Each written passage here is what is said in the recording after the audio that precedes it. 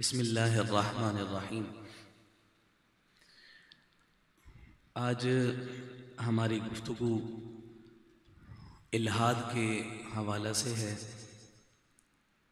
الحاد کے اسباب، اس کے محرکات اور اس الحاد سے بچنے کا کیا انداز اور طریقہ ہو سکتا ہے، اس پر چند باتیں آپ کے گوش گزار کرنی ہیں۔ موضوع چونکہ تھوڑا سا خشک ہے، آپ کی توجہ زیادہ چاہے گا۔ مجھے علم ہے کہ عصر کے بعد ویسے ہی بیٹری بہت لو ہو جاتی ہے، لیکن یہ وقت جو ہے خالی پیٹ کے ساتھ بات سمجھ بھی بہت زیادہ آتی ہے، اس لیے ہم نے اس وقت کا انتخاب کر رکھا ہے۔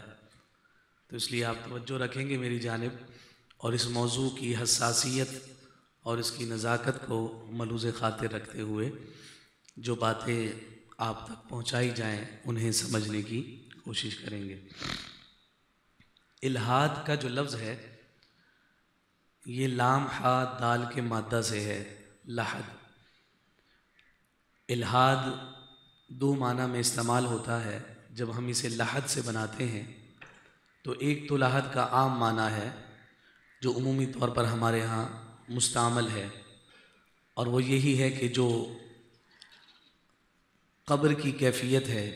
جب کسی میت کو دفنایا جاتا ہے زمین میں تو اس کے لیے جو کھدائی کی جاتی ہے اس کی کیفیات دو طرح کی ہوتی ہیں۔ ایک کو ہم لحد کہتے ہیں اور ایک کو ہم قبر کہتے ہیں۔ قبر یہ ہے کہ ڈائریکٹ کھود دیا جائے اور بالکل اسٹریٹ ہی میت کو نیچے لٹا دیا جائے، یہ قبر ہے۔ اور جو لحد ہوتی ہے وہ یہ ہے کہ کھدائی کر کے پھر اس کی ایک سمت میں مزید گہرائی کر کے اور میت کو اس کے اندر دبایا جائے اور رکھا جائے، تو ایسی جو کیفیت ہوتی ہے اسے لحد کہتے ہیں۔ تو عام طور پہ اردو میں چونکہ مستعمل ہے تو قبر کو لحد کہہ دیتے ہیں، لحد کو قبر کہہ دیتے ہیں، لیکن ٹیکنیکلی دونوں میں یہ فرق واضح ہوتا ہے۔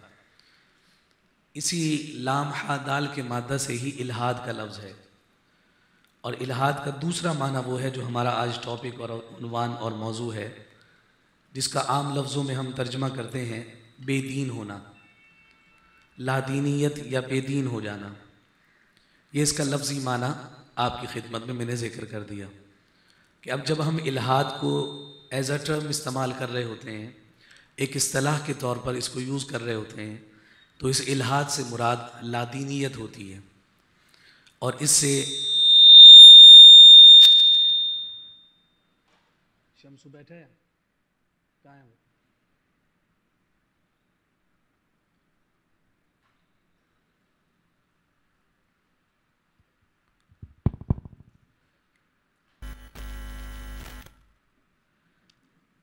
تو اس سے لادینیت مراد ہوتی ہے۔ الحاد جب ہم اس سے مراد لے رہے ہوتے ہیں، اور یہ ٹرم پھر ہم جو مروجہ اس وقت موضوع ڈسکس ہے سوسائٹی کے اندر، یہی مراد لیا جا رہا ہوتا ہے۔ اچھا، یہ الحاد کوئی اس دور کی پیداوار نہیں ہے، یہ لادینیت یا کسی کا بے دین ہو جانا اس دور کی پیداوار نہیں ہے، اس کی تاریخ بہت پرانی ہے۔ اور بعض تاریخ نگاروں نے یہ کہا کہ جتنی انسان کی تاریخ پرانی ہے اتنی ہی اس الحاد کی تاریخ بھی پرانی ہے، کہ یہ انسان شروع سے ہی کسی دین کو، کسی مذہب کو مانتا رہا ہے، اور وہ انسان جب جس دین کو مانتا رہا ہے تو پھر اسی انسان کے ساتھ ہمیں ایسے لوگ بھی نظر آئے کہ جو اس دین کا انکار کرتے رہے۔ تو اس لیے کہا جاتا ہے کہ یہ الحاد کوئی آج کی پیداوار نہیں ہے، بلکہ جتنی انسان کی تاریخ پرانی ہے اتنی ہی الحاد کی تاریخ پرانی ہے، لیکن اس کے فنکشنل ہونے میں کیفیات مختلف رہیں۔ 18ویں صدی کے بعد یہ جو تصور آج الحاد کا ہمارے سامنے ہے، جس کو آپ انگلش میں ایتھزم کہہ رہے ہوتے ہیں، اور اس کے ماننے والے کو آپ ایتھسٹ کہتے ہیں، اردو میں آپ اسے ملحد کہہ رہے ہوتے ہیں۔ اور جب اس 18ویں صدی کے بعد کی کیفیات کی جانب ہم آتے ہیں تو اب اس پر اتفاق ہو گیا ہے اس پرٹیکولر ڈیفینیشن پر کہ الحاد کیا ہوگا۔ تو تو کہا جاتا ہے کہ to believe that there is no god, الحاد یہ ہے کہ کوئی شخص یہ عقیدہ بنا لے اور اس بات کا عقیدہ رکھے کہ کوئی خدا نہیں ہے، یہ الحاد ہے۔ دوسرے لفظوں میں خدا کا انکار کرنا الحاد ہے، کہ کوئی خالق ہے، اس خالق کا انکار کرنا بندے کو ملحد بنا دیتا ہے۔ الحاد جنم کیوں لیتا ہے؟ الحاد کے اثرات کیوں مرتب ہوتے ہیں؟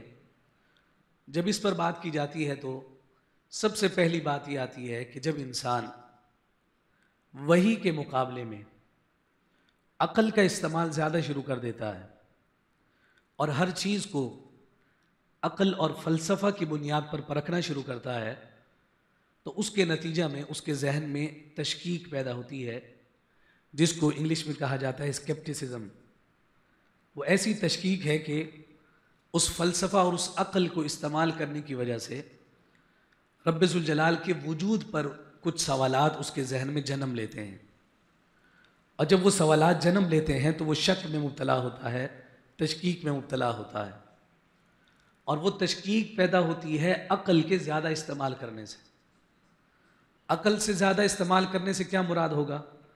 اس سے مراد یہ ہوگا کہ وہ ہر چیز کو سمجھنا چاہے گا، لیکن ظاہر سی بات ہے کہ انسان کی عقل محدود ہے، اور یہ کائنات اور اس کائنات کا جو خالق ہے اس کی کبریائی لامحدود ہے۔ ایک لامحدود شے ایک محدود شے میں آ نہیں سکتی، تو جب وہ لامحدود اس محدود عقل میں آتی نہیں، تو پھر وہ کہتا ہے چونکہ مجھے خدا سمجھ نہیں آ رہا، لہٰذا میں نے یہ فیصلہ کیا کہ خدا ہے ہی نہیں۔ مزید اس کو آسان یوں کر لیتے ہیں کہ جب کوئی بندہ اپنے رب کی تلاش میں نکلتا ہے اور اس رب کو اپنے عقل کے پیمانے پر تولنے کی کوشش کرتا ہے، اور وہ چاہتا ہے کہ وہ رب مجھے سمجھ آ جائے، اور وہ سمجھ آئے اسے صرف ایک ہی پیٹرن سے، اور وہ کیا ہے کہ عقل کے ساتھ، تو کہا کہ وہ ملحد ہو جاتا ہے، الحاد کی جانب متوجہ ہو جاتا ہے۔ یہ اس کی ایک بڑی مشکل ڈیفینیشن ہے، اور اس کے حوالے سے الحاد پر کام کرنے والے جو محققین ہیں ان کا یہ اتفاق ہے، اس طرح کے الحاد میں بہت کم لوگ مبتلا ہوتے ہیں، چونکہ یہ والا جو الحاد ہے جو ایک تحقیق پر، عقل پر اور فلسفہ پر سامنے آ رہا ہوتا ہے، اس میں خالصتاً تعلق کسی کی ریسرچ کا ہوتا ہے، تحقیق کا ہوتا ہے، علم کا ہوتا ہے۔ تو علم کی بنیاد پر کوئی ملحد ہو، فلسفہ کی بنیاد پر کوئی ملحد ہو، جب کبھی بھی ہم فلسفہ کا لفظ استعمال کرتے ہیں تو یہ ذہن نشین رہے، جب فلسفہ کہتے ہیں یا فلسفی کہتے ہیں تو یہ بات ذہن نشین رہے کہ فلسفہ صرف اور صرف ڈسکس کرتا ہے اس بات کو کہ جو چیز عقل میں آتی ہے، اس کے علاوہ فلسفہ ہر چیز کا انکار کر دیتا ہے۔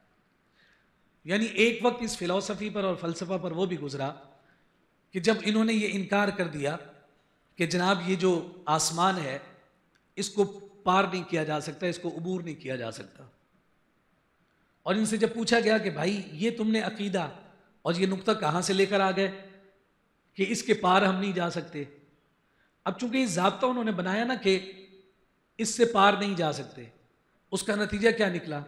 نتیجہ یہ نکلا کہ انہوں نے معراج کا انکار کیا۔ مسلمانوں نے کہا کہ حضور علیہ السلام کو معراج ہوئی اور وہ سارے آسمان پار کر کے اوپر گئے، تو انہوں نے یہ ضابطہ بنایا چونکہ پار نہیں ہو سکتا لہٰذا ثابت ہوا کہ معراج نہیں، انکار ہو گیا۔ پوچھا جائے کہ بھائی کیوں، آپ کو کیسے پتہ چلا کہ کوئی اوپر نہیں جا سکتا؟ تو کہتے ہیں کہ جناب کوئی دروازہ نہیں ہے، کوئی پھٹن نہیں ہے، کوئی اس میں خرق و التیام نہیں ہے، یعنی اوپر جانے کے لیے کوئی رستہ نہیں ہے، بند ہے پورا آسمان، اس لیے اوپر کوئی جا نہیں سکتا۔ تو اب اس فلسفہ کی بنیاد پر انہوں نے جو نتیجہ اخذ کیا، اس نتیجے کے اور اس تھیوری کی بنیاد پر وہ بہت ساری باتوں کا رد کرتے چلے گئے، اور یہ ساری کی ساری جو فلسفی اور لاجک انہوں نے قائم کی وہ اس بنیاد پر تھی کہ جو عقل انہیں کہہ رہی ہے، لیکن اس کی حقیقت اس کے برخلاف ہے۔ اب اگر خرق و التیام وہ نہیں مانتے، پھٹن نہیں مانتے، دروازہ نہیں مانتے، رستہ نہیں مانتے، تو لامحالہ گویا کہ وہ وحی کے نزول کا بھی انکار کیے بیٹھے، کہ جب کوئی یہاں سے اوپر نہیں جا سکتا تو اوپر سے پھر نیچے بھی نہیں آ سکتا۔ تو فلسفہ ہمیشہ انسان کو صرف وہاں جا کر روک دے گا کہ جہاں اس کو بات عقل میں آ جائے گی، جہاں دیکھے گا کہ بات عقل میں نہیں آ رہی وہ وہیں پر اپنا قانون بنا دے گا اور اس سے آگے کی ساری کیفیات کا انکار کر دیتا. تو قدیم فلسفہ میں ہم دیکھتے ہیں کہ وہ وحی کا بھی انکار کرتے ہوئے نظر آتے ہیں, وہ فرشتوں کا بھی انکار کرتے ہوئے نظر آتے ہیں کہ یہ فرشتے خالصتاً آسمانوں کی مخلوق ہیں, تو یہ اوپر ہی ہیں, نیچے آسمان کی جانب نہیں ہیں. اس کا نتیجہ کیا نکلا؟ انہوں نے کرامن کاتبین کا انکار کیا کہ بھائی نیچے فرشتے آ نہیں سکتے تو کرامن کاتبین نہیں ہیں. جب کرامن کاتبین کا انکار کیا تو آخرت کا انکار کیا کہ بھائی حساب کتاب چونکہ ہو نہیں رہا تو اس کی ڈاکیومنٹیشن ہو نہیں رہی ہے, قیامت کا دن ہوگا ہی نہیں, عقیدہ آخرت کا انکار کر بیٹھے. تو عقل جو ہے ایک نتیجے پر رک کر پھر اسی پر ایزمپشن قائم کرتے کرتے, چیزوں کا زیوم کرتے کرتے بہت ساری ایسی حقیقی چیزوں کا انکار کر دیتی. اور پھر وہ جب بہت ساری چیزوں کا انکار کرتی ہے اور وہ ساری چیزیں ایسی ہوتی ہیں کہ جو ہیں تو وہ کائنات میں لیکن اس کی عقل میں نہیں آ رہی, تو جو کائنات میں موجود چیزیں اس کی عقل میں نہیں آ رہی, جب وہ ان کا انکار کرتا ہے تو وہ لامحالہ وہ سمجھ نہ آنے والی چیزوں کا جو خالق ہے اس خالق کا بھی انکار کر بیٹھتا ہے اور ملحد بن جاتا ہے. تو کہا کہ یہ جو پہلی قسم ہے الحاد کی کہ کوئی اپنے ریسرچ پر, اپنی تحقیق پر, اپنی لاجک پر, اپنے فلسفہ کی بنیاد پر کوئی ملحد ہو جائے, رب کا انکار کر بیٹھے, تو یہ بہت خال خال لوگ ہیں, بہت خال خال. قیصر احمد راجہ کا نام آپ حضرات نے سن رکھا ہوگا. اس وقت ایتھیزم پر وہ ایک بہت بڑا نام بھی ہے اور ایک اچھی دسترس رکھنے والا اس علم پر اور اس موضوع پر.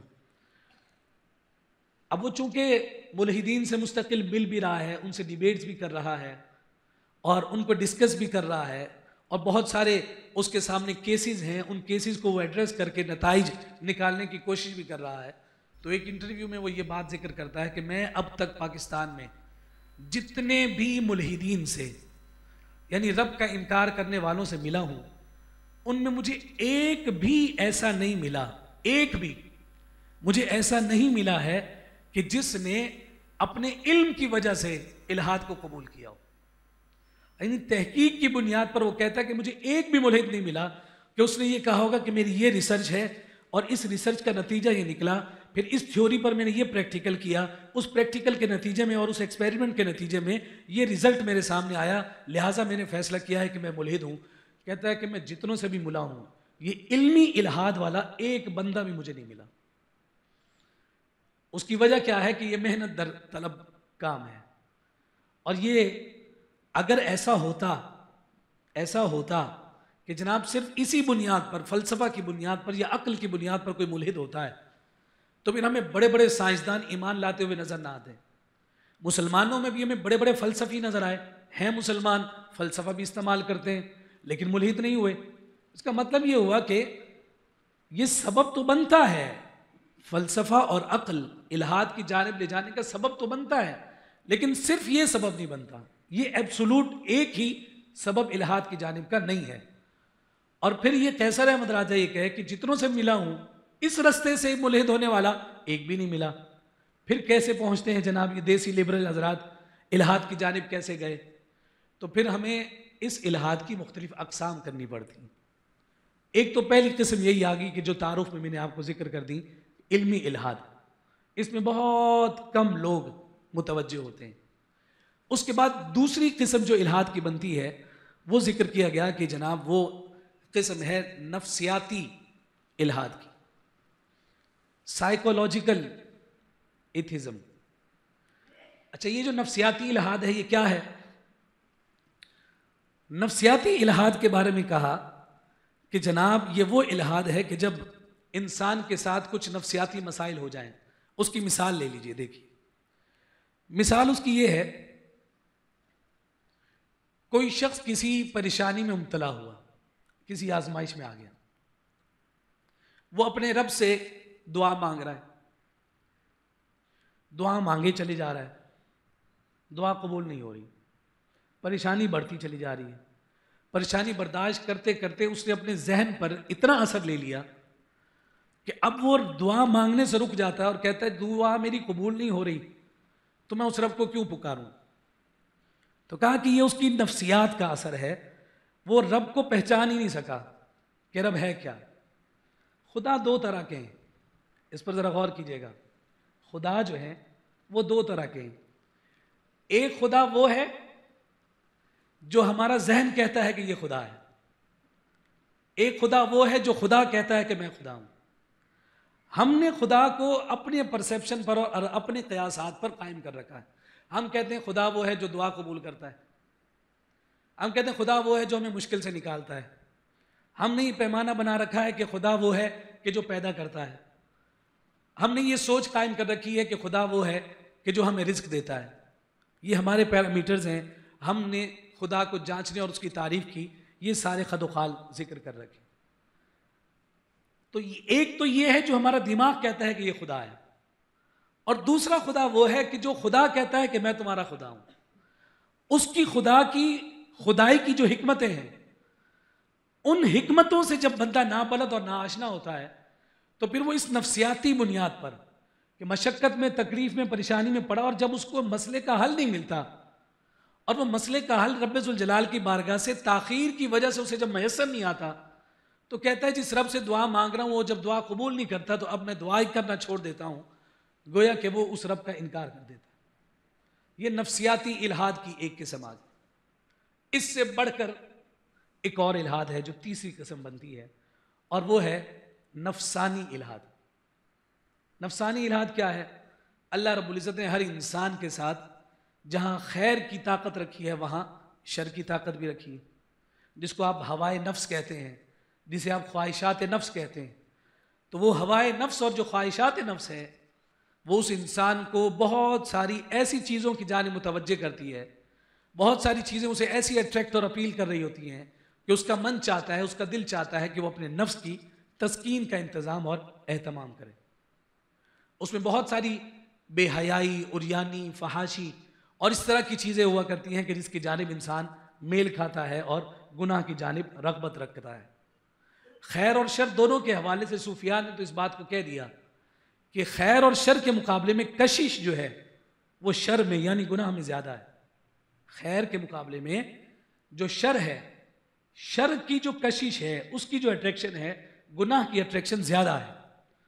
اور اسی گناہ کی اٹریکشن سے بندہ جب اپنے آپ کو الگ کر کے خیر کی جانب آتا ہے تو اسی وجہ سے کہا کہ یہ بندہ عبادت میں فرشتوں سے اعلیٰ درجہ رکھتا ہے، کہ یہ ایک ایسی باطل قوت سے مقابلہ کر کے خیر کی جانب آتا ہے، لیکن فرشتے ان کے پاس شر ہے ہی نہیں، وہ صرف خیر ہی خیر رکھتے ہیں۔ تو کہا ان کی عبادت بھی اعلیٰ درجے کی ہے، لیکن یہاں یہ جو مقابلہ اور جہاد کر کے شر کو مات دے کے خیر کی جانب آتا ہے، اس لیے فرمایا کہ فرشتوں کی عبادت نیچے رہ جاتی ہے، اس انسان اور مسلمان کی عبادت کا درجہ اس سے بڑھ جایا کرتا ہے۔ اب یہ نفس کی خواہش ہمارے ساتھ ہے اور ہر مقام پر نظر آتی ہے، بڑے سے بڑا متقی پرہیزگار ہو نفس اس کے ساتھ بھی ہے، ایک عام دنیا دار شخص ہے، ایک فرد ہے، یہ اس کے ساتھ بھی یہ نفس اور یہ شر اور یہ برائی کا مادہ لگا ہوا ہے، اور یہ اٹریکشن ہر ایک کو اپیل کر رہی ہوتی ہے۔ تو جب یہ بات ہمارے سامنے آئی تو اب ایک انسان ہے کہ وہ اپنی اس نفسانی خواہش کو پورا کرنا چاہتا ہے۔ وہ پیدا ہوا تو اس کے ماں باپ نے بتایا کہ تو مسلمان ہے، اس نے یہ عقیدہ قائم کر لیا کہ میں مسلمان ہوں۔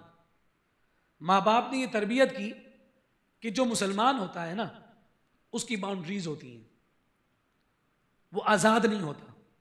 اس نے مان لیا کہ مسلمان جو ہوتا ہے وہ آزاد نہیں ہوتا، اس کی کچھ باؤنڈریز ہوا کرتی ہیں۔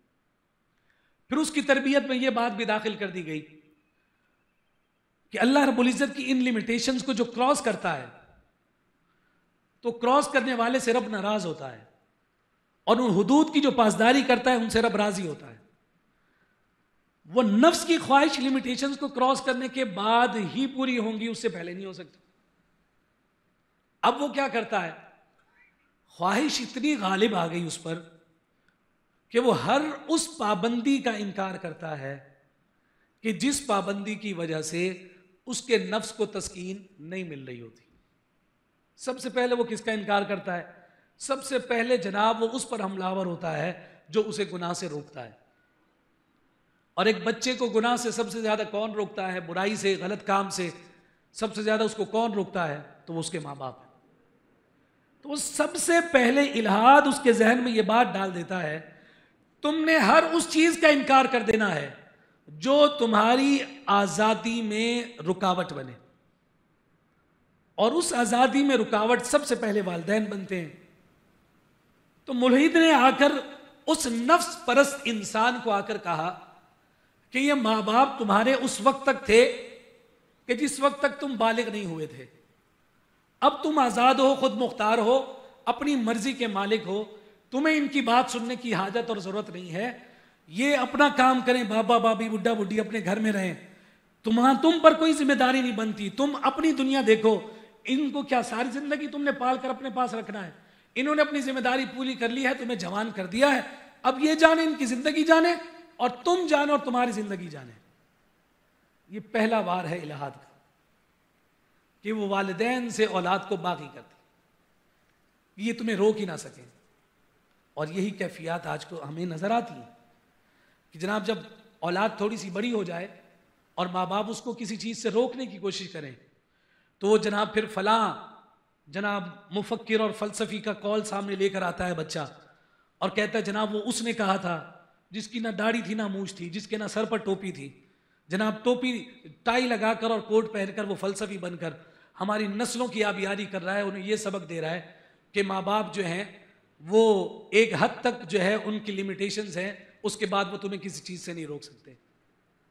اس حد کو اس نے کراس کیا. ماں باپ کی تعظیم، ماں باپ کا ادب اس نے کراس کر دیا، یہ حد نکل گئی. اب اس کے بعد اب خیال سامنے ایک یہ وہ حقیقت ہے کہ جو ہمارے وجود کا مجازی سبب بنے کہ اللہ رب العزت نے ان کی وجہ سے ہمیں زندگی عطا کی، ہم نے ان کے حق کا انکار کر دیا. اب ان کے حق کا انکار کیا تو اب وہ جو ہمارا حقیقی پیدا کرنے والا ہے اس کے حق کی جانب بندہ جا رہا ہے. اس کا حق یہ ہے کہ اس کے ڈر کی وجہ سے جن چیزوں سے اس نے منع کیا ہے اس سے رکنا ہے. لیکن نفس کہہ رہا ہے کہ تو نے یہ بھی کرنا ہے، یہ بھی کرنا ہے. عورت کو یہی نفس کہہ رہا ہے کہ یہ پردہ تجھ پر پابندی ہے، تجھ پر قید کسی کیفیت ہے، تو آزاد ہے، تو جیسے چاہے دنیا میں پھر سکتی ہے. پردہ شریعت کا حکم تھا، اس نے اس پردے کا انکار کیا، کہا میں اس پردے کو نہیں مانتی، یہ مولویوں کی باتیں. اور وہ نکل پڑی اپنی آزادی کے ساتھ اور پھر دنیا میں کہتی پھری میرا جسم اور میری مرضی. یہ سارے نعرے اسی الہاد کی پیداوار ہے. ماں باپ کا انکار کیا، حدود اللہ کا انکار کیا، اور اس سے بڑھتے ہوئے اس عقیدے کا انکار کر بیٹھا کہ مجھے رب کے حضور پیش ہونا ہے.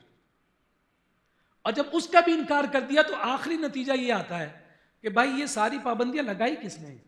جواب آتا ہے خدا نے لگائی. کہتا ہے ان پابندیوں کو ایک ایک کر کے میں ختم کرتا پھر رہا ہوں اور اس میں اپنا وقت ضائع کر رہا ہوں. ایسا کرتا ہوں اسی خدا کا انکار کر دیتا ہوں جس نے پابندیاں لگائی ہیں. کہاں میں ایک ایک پابندی کو روک کر اس کا انکار کرتا پھروں گا؟ جو یہ پابندیاں لگانے والا رب ہے اسی کا انکار کر دیتا ہوں. تو وہ رب کا انکار کرتا ہے اپنے نفس کی خواہشات کی تکمیل کے لیے. اور کہا کہ یہ جو نفسانی الہاد ہے، یہ نفسانی الہاد سب سے زیادہ اس وقت ہماری سوسائٹی اور ہمارے معاشرے میں موجود ہے. آپ کو کیا لگتا ہے کہ کیا الہاد صرف یہ ہے کہ کوئی شخص رب کا انکار کر دے؟ یہ ایکسٹریم پوزیشن ہے. الہاد کی ایکسٹریم پوزیشن ہے کہ کوئی رب کا انکار کر دے اور کہے کہ رب ہے ہی نہیں، رب ایگزسٹ ہی نہیں کرتا. لیکن اس سے پہلے بہت سارے مرتبے، بہت سارے درجات ہیں، بہت سارے مدارج ہیں جو اس ایکسٹریم پوزیشن تک اس بندے کو پہنچاتے ہیں. اور انہی پوزیشنز میں سے یہ درمیان میں یہ ساری چیزیں آتی ہیں. اور پھر یہ الہاد جو ہے جب اسلامک ایتھکس پر بات کرتا ہے، یہ ہمارے مقدسات ہی کی باتیں ہیں نا، ہمارے ایتھکس کے اور ادب و آداب ہی کی باتیں ہیں نا، کہ ماں باپ کا تم پر حق ہے. اس کو مار دیا نا، اس کا گلا گھونٹ دیا اس نے. پھر اس کے بعد یہ ہمارے ادب و آداب ہی کی بات تھی نا کہ تمہارے لیے سب سے زیادہ مکرم اور محترم ہستی جو ہے وہ تمہارے رسول کی ہیں جو ہادی بن کر تمہارے پاس آئے اور تم ان کی امت میں ہو، تم امت محمدیہ ہو، اور جو وہ ہدایت لے کر آئے ہیں اس کی بنیاد پر وہ سب سے زیادہ عزت کے حقدار اور لائق ہے. جو کچھ پابندیاں رب کی جانب سے لگی ہیں لگائی اسی مصطفیٰ نے ہیں، اسی رسول اور اسی نبی نے ہیں. تو اب ایک جو سینٹیمنٹل اٹریکشن ہوتی ہے اور ایک جو اس کا کنیکشن ایک رسول اور نبی کے ساتھ ایک امتی کا ہوتا ہے، اس کو الہاد توڑتا ہے. اور وہ کیسے توڑتا ہے کہ وہ اس رسول ذات کے بارے میں تشکیک اور شکوک و شبہات پیدا کرتا ہے. اور وہ شکوک و شبہات کیسے پیدا ہوتے ہیں؟ ایک 12, 13, 14, 15 سال کی عمر کے بچے کے ذہن میں یہ خیال جب پیدا ہو کہ اللہ کے نبی نے اتنے سارے نکاح کیوں کیے، وہ اس سے نتیجہ کیا نکالنا چاہتے، اس کا اس موضوع سے کیا لگے اس عمر میں کہ وہ اس ٹاپک پر ڈسکس کرے کہ اللہ کے نبی نے اتنے نکاح کیوں کیے۔ پھر اس کے بعد چونکہ الہاد ہر چیز عقل پر پرکھ رہا ہوتا ہے، اور ایمان جو ہے وہ سارا کا سارا غیب ہے، ایمان کا تعلق تو کسی ظاہر شے کے ساتھ ہے ہی نہیں، اور قرآن بھی کہتا ہے الذین یؤمنون بالغیب، وہ لوگ کہ جو غیب پر ایمان لے کر آئے۔ ہم جتنے حضرات بیٹھے ہیں، مجھ سمیت سارے جتنے بھی بیٹھے ہیں، کس کے پاس کتنا ایمان ہے، کون صاحب ایمان ہے، کون صاحب ایمان نہیں، کیا کسی کے پاس پیمانہ ہے کہ کسی کو پرکھے؟ نہیں۔ ہم کیسے ایک دوسرے کو پہچان رہے ہیں کہ ہم مسلمان ہیں؟ تو ہم صرف اسی بات سے پہچان رہے ہیں نا کہ بھائی مسجد میں صرف مسلمان ہی آ سکتا ہے، ہمیں کیا خبر کہ ہم 100 آدمی بیٹھے ہیں، ہم میں سے کوئی ایسا بیٹھا ہو کہ مسجد میں بیٹھ کر بھی وہ رب کا انکار کر رہا، ہم تو کسی کو نہیں پرکھ سکتے۔ تو ایمان تو غیب ہی غیب ہے۔ تو اب جب ایمان غیب ہے اور عقل کہتی ہے کہ جو مجھے نظر آئے گا، جو حسی طور پر، جو میرے سینسز کے ذریعے سے مجھے اپنے وجود کا پتہ دے گی، میں اسے مانوں گا، تو اس عقل نے ایمان کا انکار کیا۔ تو اس ایمان کے انکار کرنے کی بنیادی وجہ کیا بنی؟ بنیادی وجہ یہ بنی کہ جناب اسے ایمان سمجھ ہی نہیں آیا، اور جب ایمان اسے غیب ہونے کی وجہ سے سمجھ نہیں آیا تو ہمارے عقائد میں جو جو چیزیں غیب تھیں وہی کیا ہے؟ غیب ہے۔ معجزہ کیا ہے؟ غیب ہے۔ معراج کا سفر کیا ہے؟ غیب ہے۔ عبادت کا اثر کیا ہے؟ غیب ہے۔ نیکی ہماری ذات پر ہمارے باطن کو صفائی اور تصفیہ دیتی ہے، یہ کیا ہے؟ غیب ہے۔ وہ ہر چیز کا انکار کر رہا ہے، اور اس غیب کو ہم تک جو پہنچایا گیا وہ وحی کے ذریعے سے پہنچایا گیا۔ وحی پر ہی جب اعتراض کھڑا کر دیا گیا کہ تم جناب نہ جانے کہتے ہو کہ یہ وحی ہے اور اللہ اپنے بندے خاص پر نازل کرتا ہے، بھائی ہماری عقل تو یہ کہتی ہے کہ یہ وحی شہی کچھ نہیں ہوتی، یہ تو سرا کا مرض ہے، سرا، جس کو آپ ایپیلیپسی کہتے ہیں، جس کو آپ مرگی کہتے ہیں، یعنی اس کیفیت کو کہ جب کسی نبی پر وحی اترے اور اس وحی کے اترنے پر اس وحی کے جلال کی وجہ سے اس نبی کے ماتھے پر جو پسینہ آئے اور اس پر جو کیفیت بنے، اس کو ملحد یہ کہہ کر، اتنے مقدس تعلق اور رشتے کو یہ کہہ کر کہ جناب یہ کوئی تقدس والی شے نہیں، یہ تو ایک بیماری ہے، تو بتائیے کہ یہ 14, 15, 16 سال کی عمر کا بچہ اس وحی کی حساسیت کو جب توڑ بیٹھا، ڈی سینسٹائز کر بیٹھا، اور اس کی جو ایک حساسیت کا تعلق اور وہ ایک جذباتی کیفیت اس کے نبی اور رسول کے ساتھ تھی، جب وہ ٹوٹ گئی تو باقی اس کا بچا ہی کیا؟ پھر وہ تو ساری چیزوں کا انکار کرتا پھرے گا۔ تو یہ الہاد جو ہے یہ بنیادی طور پر نفس کی خواہشات کے بڑھ جانے کی وجہ سے جنم لیتا ہے کہ وہ رب کا انکار اس وجہ سے کر دیتا ہے کہ رب پابندیاں لگاتا ہے، اور رب کے ساتھ ملحد دشمنی اس وجہ سے لے لیتا ہے کہ رب چونکہ ہمیں اپنے احکامات کی پابندی پر مامور کرتا ہے، ہم آزاد پیدا ہوئے، ہم ان پابندیوں کو قبول کرنے کو تیار نہیں۔ اب آئیے ذرا بات کو تھوڑا سا آگے بڑھاتے ہیں۔ اس میں متاثر زیادہ لوگ کون ہوتے ہیں؟ یعنی اس الہاد کا یا یہ جو سوچ اور یہ فکر اور اس طرح کا جو ڈیلیما چل رہا ہے، اس سے اثر انداز زیادہ لوگ کون ہو رہے ہوتے ہیں؟ تو سب سے زیادہ اثر اس الہاد کی سوچ اور فکر کا ان لوگوں پر پڑتا ہے کہ جو عقیدے کے باب میں کمزور ہوتے ہیں، دین کے مبادیات سے جو ہے وہ کمزور ہوتے ہیں۔ ایک وجہ یہ بنتی ہے، صرف یہ ایک وجہ نہیں ہے، اور بھی ہے۔ اس کی وجہ یہ ہے کہ ہمیں ایسے ملحدین سے بھی آشنائی ہے، میں خود ایسے ملحدین کو بھی جانتا ہوں، جو نہ صرف مدرسے میں پڑھے، 10, 12 سال پڑھے، پورے عالم ہوئے، پریکٹس مفتی ہوئے، پھر اس کے بعد ملحد ہو گئے۔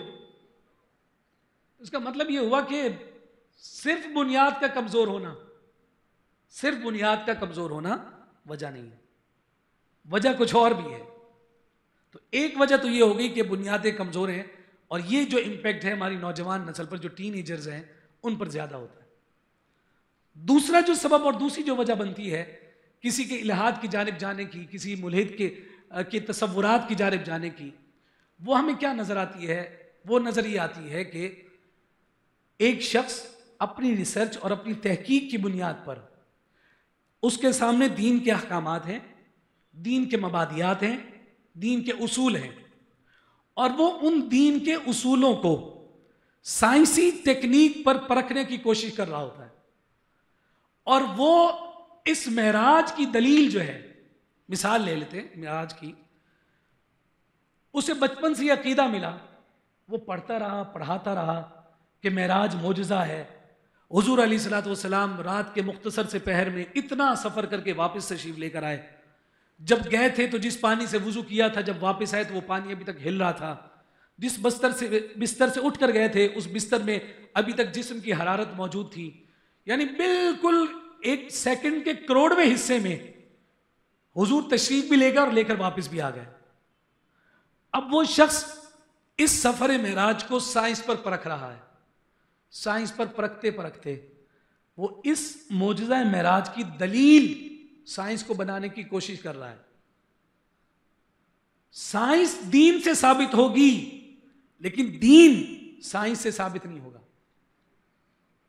جب بندہ سائنس کو دین سے ثابت کرتا رہتا ہے تو اس کی نظر میں دین کی قدر و قیمت اور اہمیت زندہ رہتی ہے کہ میرے دین میں سائنس نے یہ بھی شے مسخر کر دی، سائنس کے اس اصول اور ضابطے کو بھی میرے دین نے پہلے ہی بیان کر رکھا ہے۔ تب تک تو وہ راہ راست پر رہتا ہے کہ جب وہ سائنس کو دین کے تابع سمجھتا ہے، لیکن جب وہ دین کی دلیل سائنس سے تلاش کرنے کے لیے نکلتا ہے تو اس کا نتیجہ اور اس کا اثر کیا ہوتا ہے کہ ظاہر سی بات ہے کہ کسی کا بھی علم پرفیکٹ تو ہے نہیں، کوئی بھی یہ نہیں کہہ سکتا کہ جناب میں نے کاسمولوجی پڑھی ہے تو اس کی ساری ڈائمنشنز مجھے آتی ہیں۔ تو اب وہ کاسمولوجی پڑھنے کے بعد بھی ظاہر سی بات ہے کہ اس کے علم میں تو قلت ہے نا، اس نے علم کی بنیاد پر، اس کاسمولوجی کی بنیاد پر اس خر کو التیام اور اس پھٹن کو تلاش کرنے کی کوشش کی، جب اسے سمجھ میں نہیں آیا تو پھر اس نے کیا کیا؟ انکار کی جانب۔ تو اسی وجہ سے یہ جو اسٹیفن ہاکنگ اور اس طرح کے افراد جو ابھی قریب کے جو سائنٹسٹ ہمارے گزرے ہیں اور ان کی جو سائنٹیفک اپروچ تھی، ان کا کہنا بھی یہی تھا۔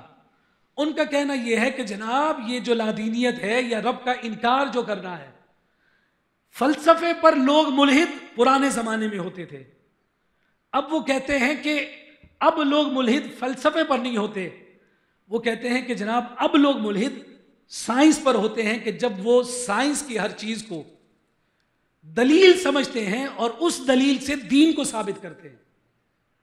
دین سائنس سے ثابت نہیں ہوتا، دوبارہ سن لیں، دین سائنس سے ثابت نہیں ہوتا، سائنس دین سے ضرور ثابت ہوتی ہے۔ اور یہی بات ہم نے گزشتہ سال بھی جب ہمارا پہلا جو درس تھا کہ جس میں ہم نے ڈارون تھیوری کی بات کی تھی، بگ بینگ تھیوری کی بات کی تھی، اس میں بھی ہم نے اسی بات کو ذکر کیا تھا۔ جب قرآن اور سائنس کو ہم ریلیٹ کر رہے ہوتے ہیں تو ایک بندہ مومن کا کام یہ ہے کہ وہ سائنس کا سہارا لے کر دین کو تو سمجھتا ہے، لیکن دین کا سہارا لے کر وہ سائنس کو کوئی مقدم شے سمجھے، وہ اس کی بے راہ روی کا ذریعہ اور سبب بن رہا ہوتا ہے۔ دو چیزیں ہو گئی۔ تیسرا جو سبب بنتا ہے، وہ تیسرا سبب یہ ہے غلط وقت پر غلط چیز کا انتخاب۔ اس پر ہم نے پہلے بھی ایک بات ڈسکس کی تھی کہ غلط وقت پر غلط شے کا انتخاب، اس سے مراد کیا ہے؟ اس سے مراد یہ ہے کہ بچہ جب 7 سال کا ہے نا، اس کے پیرامیٹرز ڈیفرنٹ ہیں، اس کی تربیت کے عناصر اور اس کے ٹولز بھی مختلف ہیں۔ جب وہ 10 سال کا ہو گیا ہے تو اس کا دائرہ کار کچھ بڑھ گیا ہے، جب وہ 15 سال کا ہوا تو اس کا دائرہ کار مزید بڑھ گیا۔ آپ نے کبھی دیکھا ہے کہ کسی کلاس 1 کے بچے کو کسی نے کلاس 8 کی بک دے دی اور اسے کہا ہو کہ جناب اس کو پڑھو اور اس کو سمجھو؟ کبھی ایسا ہوا ہے؟ یہ عقل کے خلاف بات ہے نا۔ ہر ایک کو اس کی استطاعت، اس کی حیثیت اور اس کے مینٹل لیول کے ساتھ ہی ایڈریس کیا جاتا ہے نا۔ ایسا تو نہیں ہو سکتا کہ جناب آپ کسی کو کہیں کہ جناب میں نے کل ڈائریکشن اسکول میں اپنے بیٹے کو ایڈمیشن کروایا ہے پلے گروپ میں، وہ ابھی ان کا رزلٹ آنا ہے، ان کو پی ایچ ڈی کی ڈگری ایوارڈ ہو جائے گی۔ ایسا کبھی سنا؟ نہیں سنا۔ جب تعلیم میں یہ چیز نہیں ہے تو پھر تربیت میں بھی یہ چیز نہیں ہے، اس کی بھی گریڈنگز ہیں، درجہ بندیاں ہیں، اور وہ درجہ بندیاں قائم کرنے میں نقص والدین کے پاس ہوتا ہے، یعنی خامی اور کمی والدین کے پاس رہ جاتی ہے اور اس کا اثر پڑتا اولاد پر۔ 3 فیزز عام طور پر میں ذکر کیا کرتا ہوں۔ 21 سال تک تربیت ہے، 7 سال، پھر 14 سال، اور پھر اس کے بعد 21 سال۔ شروع کے جو 7 سال ہیں، جو بچہ ہے وہ ایک بادشاہ کی زندگی گزارتا ہے۔ 7 سال سے 14 سال کی جو عمر ہے، اس عمر کے اندر وہ بچہ جو ہے وہ عبد یعنی غلام کسی زندگی گزارتا ہے، اور 15 سے 21 سال کی عمر جو ہے وہ اپنے ماں باپ کے وزیر اور دوست کسی زندگی گزارتا ہے۔ ہمارے ہاں کیا ہوتا ہے کہ بچے کو اگر 2 سال کی عمر میں بادشاہ بنایا ہوا ہے تو 18 سال کی عمر میں بھی اس کو بادشاہ ہی رکھا ہوا ہے۔ بھائی جس بچے کو آپ نے 18 سال تک سونے کے چمچے میں نوالے بنا بنا کر دیے ہیں تو وہ تو زی جنریشن ہی بنے گا نا۔ زیڈ جنریشن پہ جو ہم نے بات کی تھی، جین زی، جو اس وقت ریسرچ تھی، چلیں جی 7 سال آپ نے اس کو بادشاہ رکھنے کے بعد اگلے فیز میں اس کو لے کر آئے، اس کو بنایا غلام کہ اب اس پر ہم نے اپنے احکامات کی اپلیکیشن کروانی ہے۔ تو اب وہ 7 سال میں وہ جو اس کا دورانیہ شروع ہوا سلسلہ، 20 سال کی عمر میں بھی آپ نے اس کو غلام ہی بنا کر رکھا ہوا ہے۔ نتیجہ کیا؟ وہ بچہ باغی۔ چونکہ ظاہر سی بات ہے کہ جب انسان کا وجود پروان چڑھ رہا ہوتا ہے، اس کے جسم کی، اس کے خون کی حرارت تبدیل ہو رہی ہوتی ہے، تو اس کے اثرات اس کے نفسانی خواہشات پر اور اس کے بلوغت کی کیفیات کے ساتھ جڑے ہوئے ہوتے ہیں۔ 7 سال تک تو وہ بادشاہ ہے کہ اس کی ہر خواہش کو پورا کیا جائے، لیکن 7 اور 14 سال کی عمر کے درمیان کی عمر وہ ہوا کرتی ہے کہ جس میں اسے جو کہا جائے گا وہ تسلیم کرے گا، وہ مانے گا۔ وہ کہتا ہے کہ میرے ساتھ جو ذات مخلص ہے سب سے زیادہ، وہ یا تو میری ماں ہے یا باپ ہے۔ لیکن جیسے ہی وہ 14 سال کو کراس کرتا ہے تو اب وہ چونکہ بڑھ رہا ہے، اس کی عقل، اس کی سوچ، اس کی خیرت جو ہے پروان چڑھ رہی ہے، تو اس کے ذہن میں بہت سارے خیالات، بہت سارے وساوس، بہت ساری چیزیں ایسی آتی ہیں کہ جس کا وہ جواب چاہتا ہے۔ اور ماں باپ نے تو اس سے ان 7 سالوں میں ایک گیپ کر رکھا تھا کہ صرف اس کے اوپر اپنے احکامات کو امپوز کر رہے تھے۔ اب وہ چاہتا ہے کہ میں اپنا مسئلہ کسی سے ڈسکس کروں، وہ کوئی ڈسکس کرنے والا اسے گھر میں ملتا نہیں، تو نتیجہ یہ نکلتا ہے کہ وہ گھر سے باہر جاتا ہے۔ جب گھر سے باہر جاتا ہے تو گھر سے باہر جا کر وہ یہ کہتا ہے کہ یار میرا دل یہ چاہتا ہے کہ میرا فلاں دوست سگریٹ پیتا ہے، میں بھی پیوں۔ اس کو ایسا دوست مل جاتا ہے، کوئی گل نہیں، تیری بھی یہی خواہش ہے، میری بھی یہ خواہش ہے، وہ فلاں ہے نا، اس کے پاس سگریٹ بھی ہوتی ہے اور بھری ہوئی بھی ہوتی ہے، آؤ چلتے ہیں، چل کے اس سے ملتے ہیں، اور جناب ہو گئی ملاقات اس سے۔ گھر میں اپنی خواہش کا اظہار کر نہیں سکا، گھر سے اسے پتہ ہی نہ چل سکا یہ کام میرے لیے کتنا نقصان دہ اور مضر ہو سکتا ہے۔ ماں باپ اسی اڑی میں لگے رہے کہ جناب ہم چونکہ ماں باپ ہیں، ہمارا حق ہے کہ یہ بچے ہمارے تابع اور فرما بردار رہیں۔ ہر وقت تو ایسا نہیں ہوتا نا، اس بچے کی بھی تو کچھ ضروریات ہیں، اس کے بھی تو مینٹل لیول کی کچھ ضروریات ہیں، اس کی بھی تو کچھ ہوش و خیرت، اس کی بھی تو کوئی سوچ اور فکر ہے کہ جو کسی کے سامنے وہ بیان کرنا چاہتا ہے، جب گھر میں نہیں سنی جاتی تو پھر باہر سناتا ہے۔ پھر جب وہ باہر نکلتا ہے تو پھر کوئی ملحد بھی اسے میسر آ سکتا ہے، کوئی لبرل بھی اس کے متھے لگ سکتا ہے، کوئی سیکولر مائنڈڈ فرد بھی اس کے متھے لگ سکتا ہے، اور وہ پھر اپنے تصورات اور اعتقادات میں گمراہی کی جانب چلا جاتا ہے۔ تو غلط وقت پر غلط چیز کا جو انتخاب ہے وہ والدین بھی کر رہے ہوتے ہیں اور اولاد بھی کر رہی ہوتی ہے۔ یہاں عبد الماجد دریابادی ایک عالم گزرے ہیں ہندوستان کے، ان کا واقعہ ذکر کر کے میں بات کو ختم کر دیتا ہوں۔ ہمارے ابو طلحہ بھائی آ چکے ہیں، ان سے ہم نے کلام بھی سننے ہیں۔ عبد الماجد دریابادی کہتے ہیں کہ جناب میں نے میٹرک کر لیا، میٹرک کرنے کے بعد میری عمر مختصر سی تھی، میں جناب اپنی یونیورسٹی گیا اور وہاں دروازہ کھلا تھا لائبریری کا، میں وہاں گیا اور مجھے مطالعے کا بہت شوق تھا۔ میں نے جا کر وہاں ایک کتاب اٹھائی اور وہ کتاب، اس کا موضوع تھا اکنامکس، لیکن اندر سارا الہاد بھرا ہوا تھا۔ میرا ذہن جو ہے وہ اس قدر پختہ اور قوی نہیں تھا، اگرچہ وہ مذہبی گھرانے سے فرد ہے عبد الماجد دریابادی، لیکن وہ کہتا ہے کہ دل اور ذہن میرا اتنا پختہ تھا نہیں۔ وہ کتاب پڑھنے لگا، تشکیک پیدا ہونے لگی، اور وہ پڑھتے پڑھتے ایک ملحد کی کتاب سے دوسری پر پہنچا، دوسری سے تیسری پر، تیسری سے چوتھی پر۔ کہا میرا حال اور میرا عالم یہ ہو گیا کہ اب میں کسی کو اپنا تعارف کرواتے ہوئے اگر کہتا تھا میں مسلمان ہوں تو کہتے کہ مجھے مسلمان کہلاتے ہوئے مجھے شرم آتی تھی۔ اتنے شکوک میرے ذہن میں پیدا ہو گئے اور پھر کہتے ہیں کہ اللہ کا مجھ پر انعام ہوا، اس نے مجھ پر کرم کیا کہ ایک دن میں لائبریری گیا، تو جب میں لائبریری گیا تو میرے ہاتھ شبلی نعمانی کی سیرت النبی لگ گئی، جس کی اس وقت ایک جلد آئی تھی۔ یہ سیرت النبی کتاب ہے، مولانا شبلی نعمانی نے اس کو لکھنا شروع کیا تھا، پھر شبلی نعمانی کا انتقال ہو گیا تو اس کے بعد سید سلمان ندوی نے اس کو پورا کیا تھا۔ تو یہ سیرت النبی پوری کتاب ہے۔ تو کہا اس کی ایک جلد آئی تھی، میں لائبریری گیا، وہ میرے ہاتھ لگ گئی۔ کہ میں نے سیرت پڑھنا شروع کیا تو دل میں کچھ ہونے لگا۔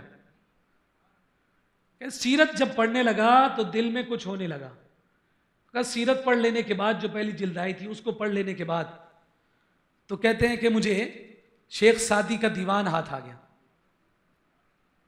نہیں مولانا روم کا دیوان ہاتھ آ گیا۔